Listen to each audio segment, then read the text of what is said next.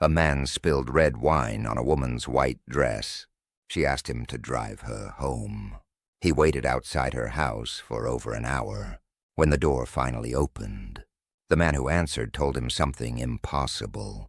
The woman he drove home had been dead for over a year, and when they opened her grave, the wine stain was still there. A man spilled red wine on a woman's white dress. She didn't yell. She didn't even look surprised. She just stared at the stain as if she'd seen it happen before, then asked him, politely, almost desperately, to drive her home. He waited outside her house for over an hour. When the door finally opened, the man standing there told him something impossible. The woman's name was his daughter's, and she had been dead for more than a year. Daniel used to think every city had the same kind of ghost stories. The hitchhiker who vanishes, the voice on the phone from a number that doesn't exist, the face in the mirror that isn't yours. Stories people tell when they've had too much to drink. Stories meant to turn an ordinary street into something you avoid at night. He didn't believe them, not really.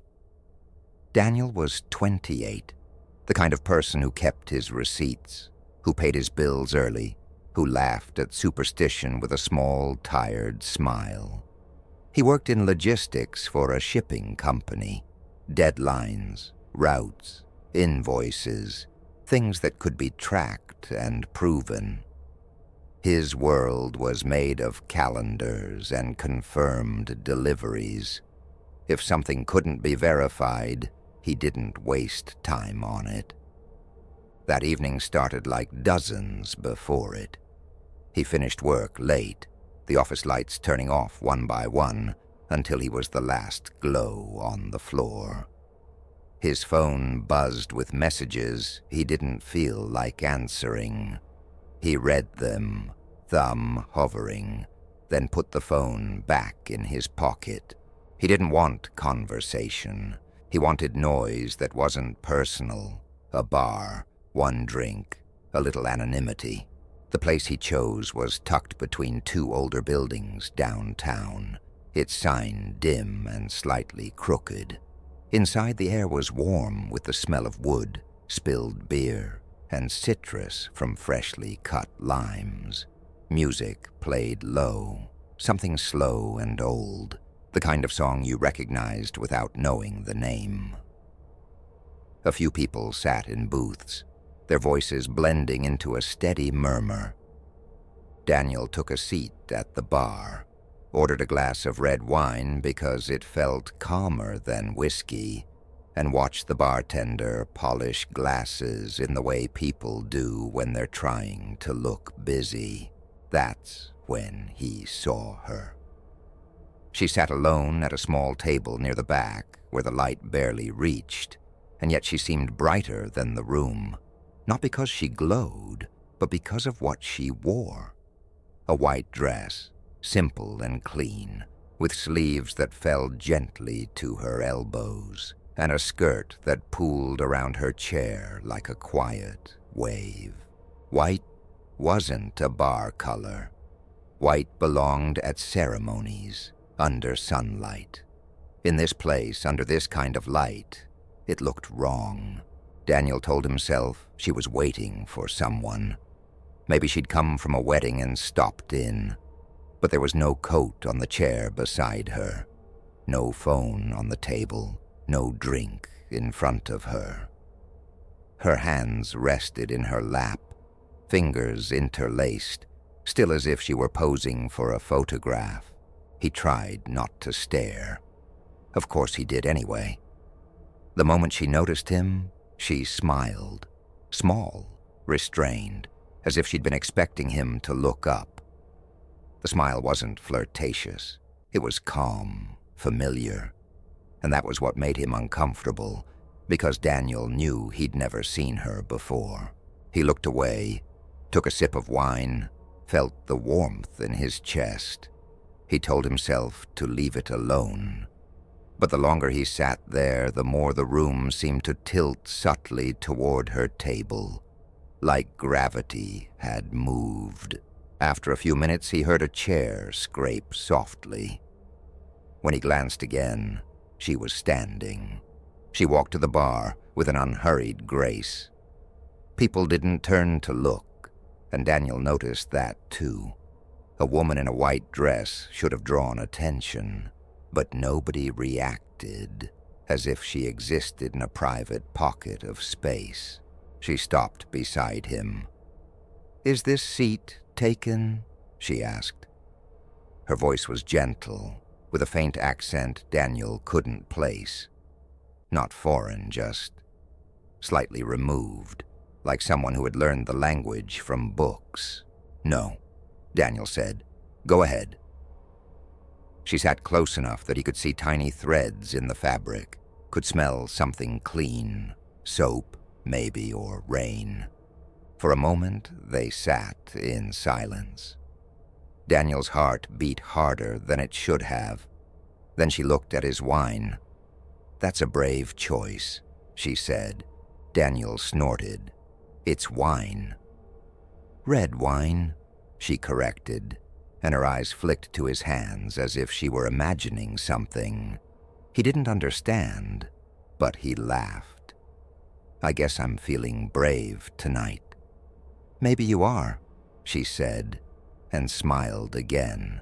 They introduced themselves. Daniel gave his real name. She hesitated, just a fraction, then told him hers.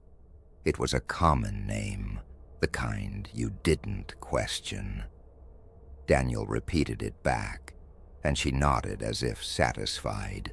Conversation came more easily than he expected. She asked about his work and made him talk about himself in a way that felt strangely intimate for two strangers. When he asked about her, her answers were soft and vague, like she was describing a place through fog. At some point, Daniel offered to buy her a drink. She didn't look at the menu. "Red wine," she said. Daniel hesitated. "Are you sure?" "Red," she repeated. He ordered 2 glasses. They drank slowly. She held the glass with both hands as if warming them. She didn't get flushed the way people did. If anything, the color in her face seemed to come and go with the light. Daniel found himself leaning in, listening closely. He told her about his apartment, his childhood, his father's sayings. He mentioned, laughing, that his father used to claim the dead don't bother the living unless the living bother them first. She didn't laugh. "Do you believe that?" she asked. "No," Daniel said automatically. Then he added quieter, "I don't think about it." "You should," she said, and lifted her glass. Time slipped. The bar grew louder, then quieter again as people left.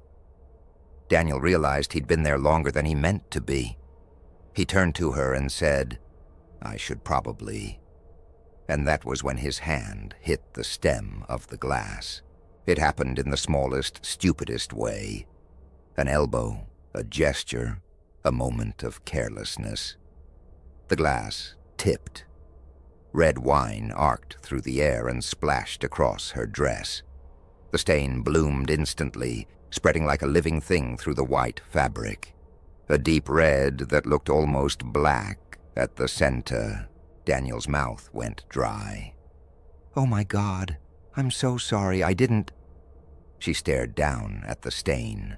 She didn't move. For a few seconds, she looked more like a statue than a person. Then she slowly lifted her gaze to his face. "I need to go home," she said. Daniel grabbed napkins, pressed them uselessly against the fabric. The red only smeared, widening. He apologized, offered money, offered to buy a new dress. She shook her head once. "Just take me home." Her voice was calm, but Daniel heard something underneath it now, Fatigue, maybe, or resignation. "Of course," he said. "Yes, I'll take you." They left the bar. Outside, the air had cooled. The streetlights cast pale cones onto the pavement, and Daniel noticed that her dress looked even whiter under them, the red stain even more vivid. She walked beside him without a coat. She didn't shiver. He offered his jacket, but she didn't take it. In the car, she gave him an address he didn't recognize. Daniel entered it into his GPS. The route took them away from downtown, toward older neighborhoods, where the roads narrowed and the houses leaned close together like they were whispering. He tried to fill the silence. "So, do you live with roommates?" "No," she said. "With family." She paused. "Not anymore." Daniel glanced at her, but her face was turned toward the window. Her reflection hovered faintly in the glass, and for a moment it didn't seem to match her expression, like the reflection was delayed by a second. Daniel blinked, and it was normal. He tightened his grip on the wheel. Finally, the GPS instructed him to turn onto a street without many lights. The houses were older here, some with overgrown yards. The air smelled like damp earth and leaves. The address led to a small house with a narrow front yard. One porch light was on, dim and yellowed, as if it had been burning for months. Curtains hung in the windows, heavy and dark. Daniel parked at the curb. She opened her door. Before stepping out, she turned back to him. "Wait here," she said. "I'll change. I'll be quick." Daniel nodded. "Sure, take your time. I'm sorry again." She didn't respond to the apology. She stepped out, closed the door softly, and walked up the path. Daniel watched her reach the porch. He expected her to fumble for keys, but she didn't. The door opened as if it had been unlocked already. She slipped inside. The door closed. Daniel sat in his car with the engine off, listening to the ticking of cooling metal. He checked his phone. No signal bars for a moment, then one. He stared at the dark windows of the house. 5 minutes passed. 10. He told himself she was changing, cleaning the stain. He told himself he was being paranoid. 15 minutes. 20. The street was silent. No cars. No footsteps. A dog barked somewhere far away, then stopped. 30 minutes, 45, an hour. Daniel got out of the car and walked toward the house. The air felt colder near the porch. He could hear his own breathing. He called her name. No answer. He climbed the steps and rang the bell. The chime echoed inside the house, long and hollow. He waited. Nothing. He rang again. Footsteps, slow and shuffling, approached the door from inside. The lock clicked. The door opened a crack. An old man peered out. He wore a cardigan, and his hair was thin and gray. His eyes were tired and wary. "Yes?" he asked. Daniel swallowed. "Hi, I'm sorry to bother you. I drove someone home. She came inside to change, and..." The man's expression tightened.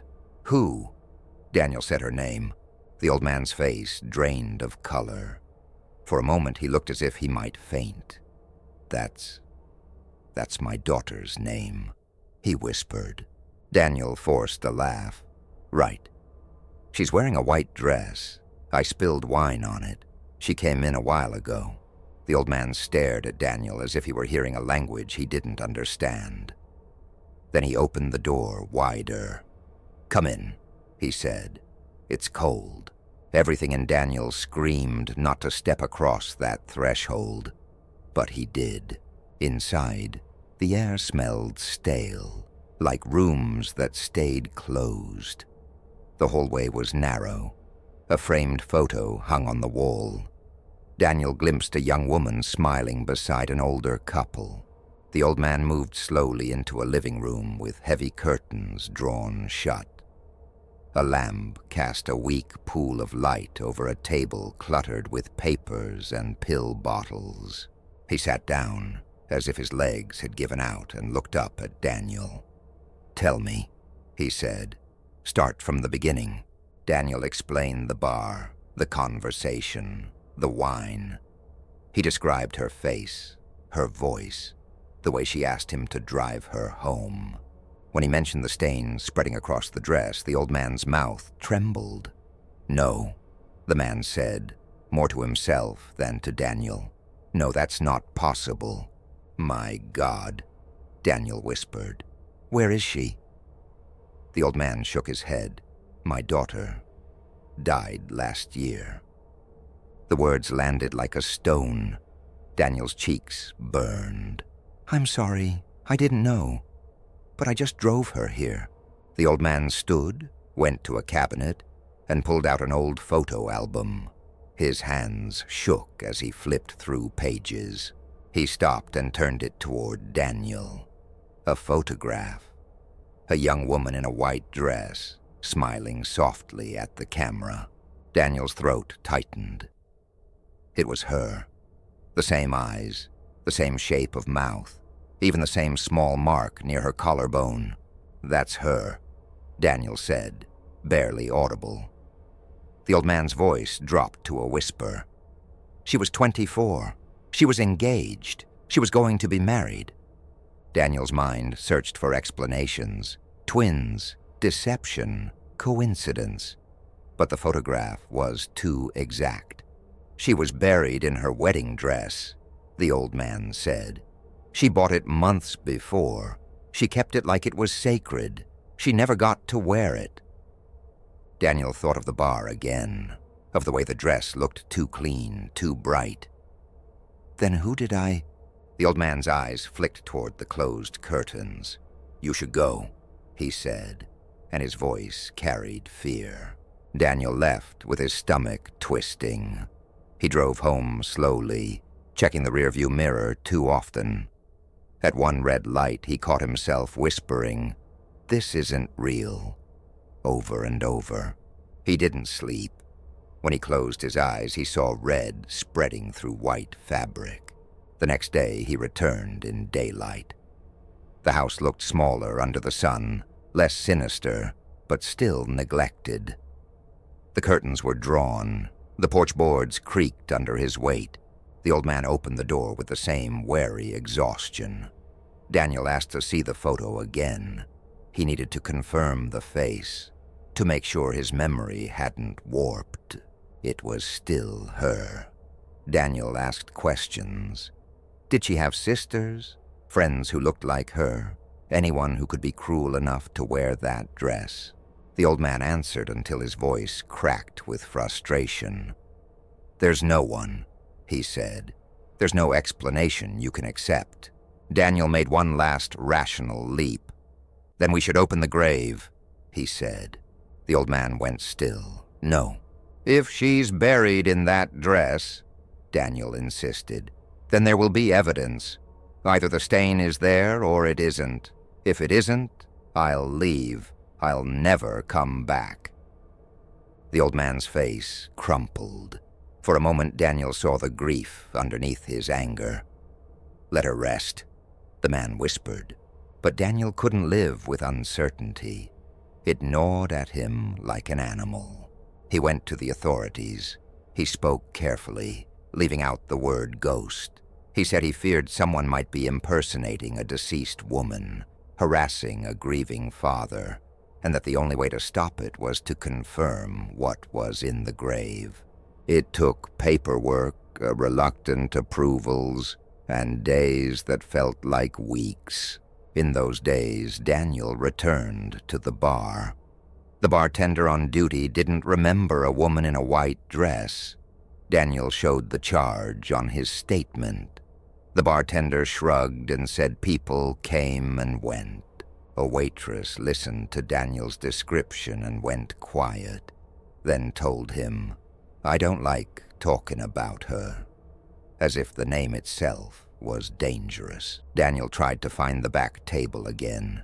It was empty, but he noticed something he couldn't explain. The surface looked newer than the others, less scratched, less worn, as if it were cleaned more often, or used less, or protected from touch. On the morning of the exhumation, the sky was gray and low. Daniel met the old man at the cemetery gate. The man looked older than he had days ago, as if the decision had drained him. Neither of them spoke. They walked between rows of stones until they reached a newer grave, marked with flowers that had wilted. The name on the headstone matched the one Daniel had heard and spoken. The workers began. Shovels bit into earth. Dirt piled beside the grave like a growing bruise. Metal scraped stone, and Daniel's teeth ached. When the coffin was finally exposed, a heavy silence settled. The old man's hands trembled so badly he had to grip his own wrists. The lid was lifted. Daniel stepped closer, holding his breath. And the dress. The wedding dress was white, but dulled by the ground, softened by moisture, wrinkled by the weight of earth. Still, it was unmistakably the same simple cut Daniel remembered. Across the front, spreading from the midsection to the hip, was a deep red stain. A large, irregular blotch, darker at the center, with faint tendrils like spilled liquid had soaked and dried there. Exactly where the wine had hit her. Daniel's knees weakened. For a moment he thought he might vomit. The old man made a sound that was half sob, half broken breath. He stared at the stain as if it were a mouth speaking a language only grief could understand. One of the workers muttered a prayer. The official overseeing the exhumation cleared his throat and spoke about documentation and protocol, but his voice sounded far away, as if the cemetery had swallowed it. Daniel could only stare. The stain was proof, yes, but proof of what? Not a crime, not an impersonation, something else, something that didn't fit inside forms and procedures. That night Daniel sat in his apartment with every light on, curtains open, television playing for noise. He tried to drink water, but his hands shook and he spilled it on the table. Clear liquid spread, and Daniel stared at it until his eyes filled. He imagined it turning red. He dreamed briefly and violently. In the dream he was back at the bar, but the room was empty. Music silent. The woman in white sat at the back table. The stain on her dress was already there, huge and dark, as if waiting. When he approached, she didn't smile. She held out her glass, and it was empty. "Fill it," she said. Daniel woke, gasping, the taste of metal in his mouth. Days passed, but the story didn't fade the way nightmares were supposed to. It dug in deeper. At work, he found himself staring at labels, seeing the cemetery name in every line of text. He stopped drinking red wine completely, as if refusing the color could undo the stain. He tried to tell a friend once. He got as far as, "I met this girl," and stopped. The words sounded ridiculous even to him. His friend laughed and asked if it had been a good date.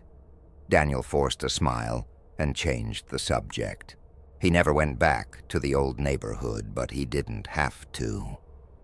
The memory followed him. Sometimes, late at night, he would smell red wine in a room where no wine existed. Sometimes he would wake from sleep convinced someone was standing beside his bed. And when he turned on the light, there was nothing. Only the sensation of being watched continuing for several seconds after the room was bright. He began to avoid white clothing in general. He stopped buying white shirts. He felt tense around bridal shops. He hated the way white fabric caught light, the way it reflected and revealed stains. And then, one evening, months later, Daniel found a small brown envelope taped to his apartment door. There was no return address, no name. Inside was a single photograph.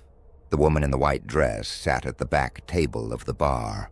Her hands were folded in her lap. Her expression was calm, familiar, and on the front of her dress, dark and unmistakable, was the red stain. Daniel's breath caught. He flipped the photo over. A message, written in thin black ink, as neat as something copied from a book. "Thank you for bringing me home." Daniel's fingers went numb. He backed into his apartment and locked the door, then checked it twice, then a third time. He told himself someone was messing with him. A cruel prank, a coincidence. Anything but what his mind kept insisting. He went into the kitchen and poured himself water. His hands shook so badly the glass rattled against the counter. He took a sip. The water tasted fine, normal. Then he smelled it again, faint, sweet, unmistakable. Red wine. Daniel froze. The smell wasn't coming from the glass. It wasn't in the kitchen. It was behind him. He turned slowly. Nothing. Just his living room, dim and ordinary. The television was off. The curtains hung still. Shadows sat in corners like dust. Daniel exhaled, trying to laugh at himself. And then he looked down. On his shirt, an old gray shirt he'd worn 100 times, there was a small wet spot near his waist, like something had dripped onto him. The spot was spreading, not clear, red. Daniel's mouth opened, but no sound came out. His heart slammed against his ribs. The stain grew darker, wider. The way the wine had spread through her dress, soaking into fabric as if it had always been there and was only now being allowed to show itself. He stumbled back, knocking the glass of water from the counter. It shattered. Clear water splashed across the floor. The red on his shirt kept spreading anyway. He stood in the middle of his kitchen, shaking, watching the color bloom across his chest. And in the silence, so soft he could almost pretend it was his own thoughts, he heard a woman's voice close to his ear. "Brave choice," she whispered. Daniel never touched red wine again, but sometimes, when he closes his eyes, he still smells it, and the fabric is always clean until he looks down. Daniel never touched red wine again, but sometimes, when he closes his eyes, he still smells it, and the dress is always clean until he looks down. Some stories don't end when the video does. If this one stayed with you, leave your thoughts below. And if you're ready for more stories like this, you know where to find them.